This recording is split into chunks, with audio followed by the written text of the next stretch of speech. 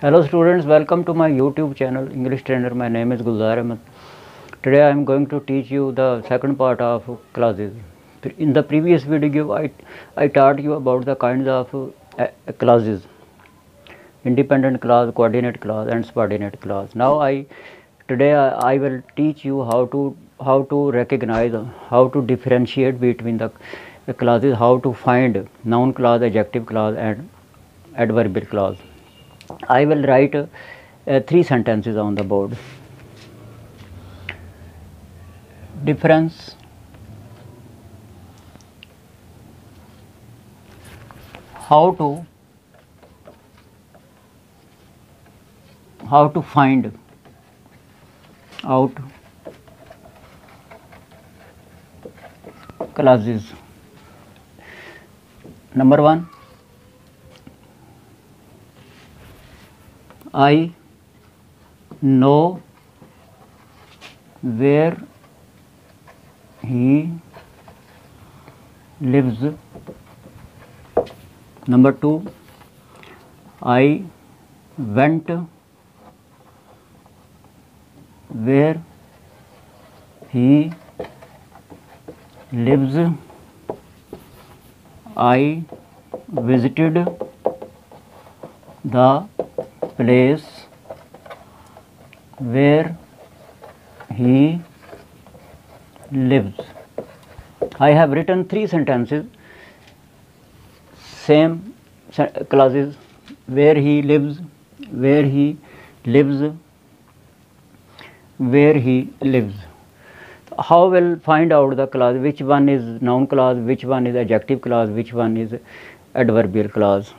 So I will tell you the criteria, I will tell you the method how to find the clause. सबसे पहले I know, मैं जानता हूँ, तो इसको अगर आपने नाउन क्लास को ढूंढना है तो हमेशा व्हाट से क्वेश्चन किया करें, व्हाट से क्वेश्चन किया करें. तो आई know what, I know what do I know. तो जब भी व्हाट का जवाब आएगा तो वो क्लास कौन सी होगी? नाउन क्लास होगी. ठीक है. आई नो व्हाट, तो मैं क्या जानता हूँ? तो वेयर ही लिव्स, वो कहाँ रहता है. तो ये कौन सी क्लास है? ये वाली नाउन क्लास. क्लास हमेशा कंजंक्शन के साथ होती है. I went where he live. अब यहाँ पर अगर आप इसको वेंट से सवाल करेंगे तो फिर मिसाल के तौर पर अगर मैं कहता हूँ कि व्हाट डिड आई गो, कि मैं क्या गया, ये तो कोई आंसर नहीं ना. तो इसके लिए आपको रिलेटिव एडवर्ब लगाना पड़ेंगे. वो हैं ये relative adverb: where, why, when and how. इनको क्या कहते हैं? Relative adverb. तो इसको अप्लाई करके देखें. वेयर डिड आई गो, मैं कहाँ गया, तो हमें जवाब मिल गया, क्योंकि एडवर्ब क्लास के लिए हमें ये रिलेटिव एडवर्ब चाहिए. ये जो व्हाट जो है ना, ये तो रिलेटिव प्रोनाउन है ना, लेकिन इसके लिए हमें एडवर्ब क्लास के लिए हमें क्या चाहिए? रिलेटिव एडवर्ब चाहिए. ठीक है. तो ये जो है ना, ये सारे एडवर्ब रिलेटिव एडवर्ब हैं. How to find relative class. तो वेयर डिड आई गो, मैं कहाँ गया? वेयर ही लिव्स, वो जहाँ वो रहता था. इसका मतलब है ये कौन सी क्लास है? ये adverb class, adverb class. Okay, समझ आ गया. इस तरह I visited the place where he lives. अब ये देखें, ये प्लेस है ना, ये प्लेस, ये नाउन है. नाउन के बाद एक ये रिलेटिव प्रोनाउन आ रहा है. ठीक है, ये रिलेटिव प्रोनाउन आ रहा है. तो ये जो रिलेटिव प्रोनाउन है ना, ये इसको क्वालिफाई कर रहा है प्लेस को. तो जब भी नाउन के बाद कोई रिलेटिव प्रोनाउन या रिलेटिव एडवर्ब आएगा तो वो कौन सी क्लास होगी? वो एडजेक्टिव क्लास होगी, क्योंकि ये नाउन को क्वालिफाई कर रहा है. ठीक है. I know the place where he lives, ये हमेशा ये किसको क्वालिफाई कर रहा है? नाउन को. जब पीछे नाउन होगा वो कौन सी होगी? Adjective class. तो ये कौन सी क्लास है? ये क्लास कौन सी है? ये एडजेक्टिव क्लास है.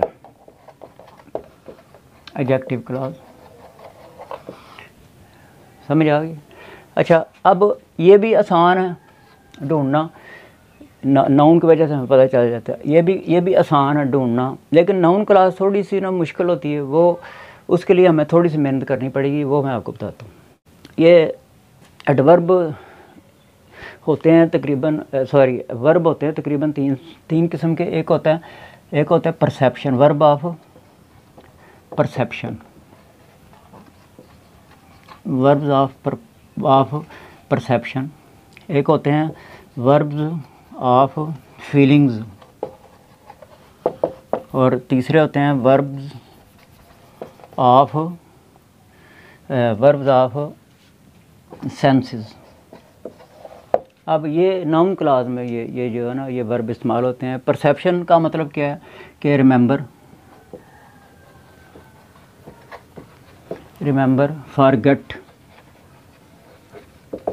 फॉरगेट, ठीक है जी। उसके बाद रिमेंबर, फॉरगेट, फॉरगिव,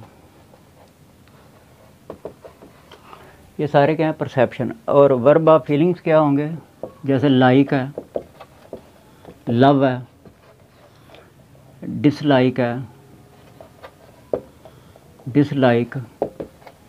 हेट है, तो ये सारे क्या हैं फीलिंग्स हैं। और वर्ब्स ऑफ सेंसेस कौन से होते हैं, ये 5 सेंसेस होते हैं, जो टच,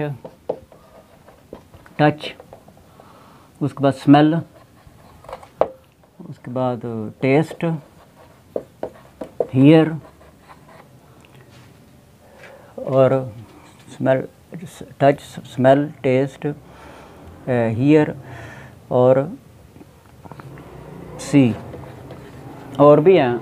तो बहरहाल ये 5 सेंसेस हैं, इनमें जो भी वर्ब आ जाएगा वो नाउन क्लॉज की निशानी है। मिसाल के तौर पर I remember where he lives, तो व्हाट डू आई रिमेंबर आ गया, तो आगे नाउन क्लॉज है। आप देखें, I like what you drink, तो यहाँ पर व्हाट आई लाइक ये आ गया। उसके बाद hear, I hear what you are saying, तो ये क्या है, ये वर्ब ऑफ सेंसेस, ठीक है। तो इससे आपको अंदाज़ा हो जाएगा, ठीक है।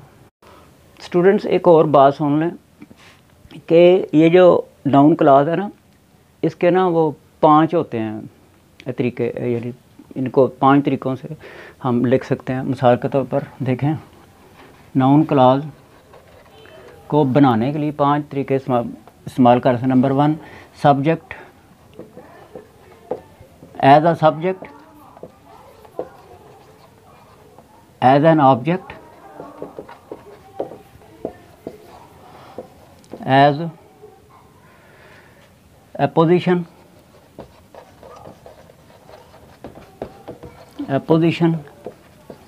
एज complement,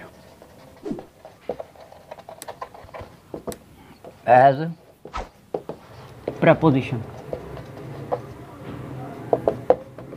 ये नाउन क्लॉज चूँकि ज़रा मुश्किल होती है, इसलिए मैं इसको आपको ज़रा डिटेल के साथ बता देखें ज़रा। As a subject, as an object, as an apposition, as an complement, as an preposition, ठीक है। आप इतनी समझ आ गई है ना, तो अब मैं बारी बारी आपको ये बताता हूँ, ठीक है।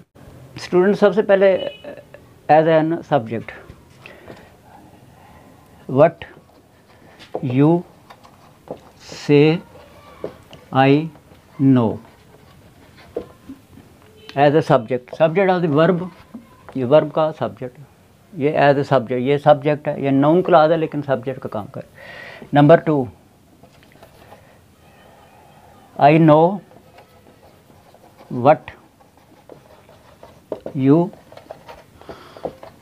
से, ये अब क्या हो गया, as an object of the verb no, ठीक है। नंबर 3, एपोजिशन का मतलब repetition of the same thing in different words. देखें,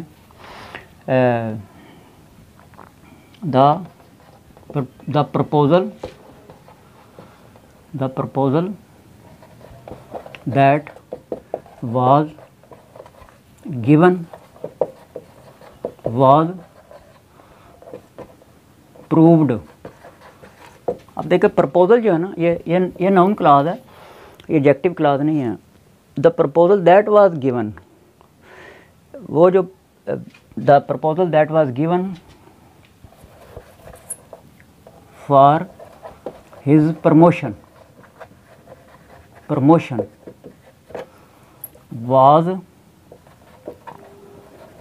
was approved।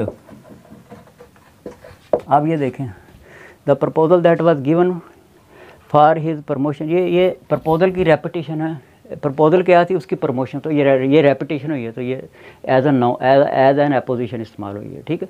और अब इसके बाद देखें एज कॉम्प्लीमेंट। नंबर 4 क्या है, this is what you mean. ये देखें, ये वर्ब है और ये ये सारा कॉम्प्लीमेंट है, नाउन क्लॉज, ठीक है। और पांचवा preposition, this is related to what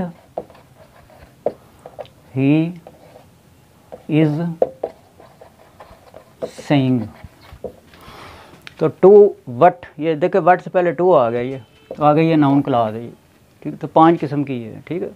subject, as a subject, as object, as an object, as an apposition, as a complement, as preposition. तो ये सारी नाउन क्लॉजेस की वो हैं तरीके लिखने के। तो स्टूडेंट्स, बाद लोगों ने मुझे कहा कि मेरा लहजा ज़रा थोड़ा सा ना पेंडुआना है, तो इसके लिए मैं माजरत चाहता हूँ, क्योंकि हम अंग्रेज़ लोग तो नहीं, हम तो पंजाबी बोलने वाले, उर्दू बोलने वाले लोग हैं। लेकिन असल मेरा मकसद ये होता है कि मैं आपको ये तरीके, ये चीज़ें समझा दूँ, ठीक है। तो don't mind if I have some Urdu pronunciation और Punjabi accent, please don't mind, forget it, but rather you should focus on what I teach you, ठीक है। तो if you have any question in your mind, please do ask me about classes.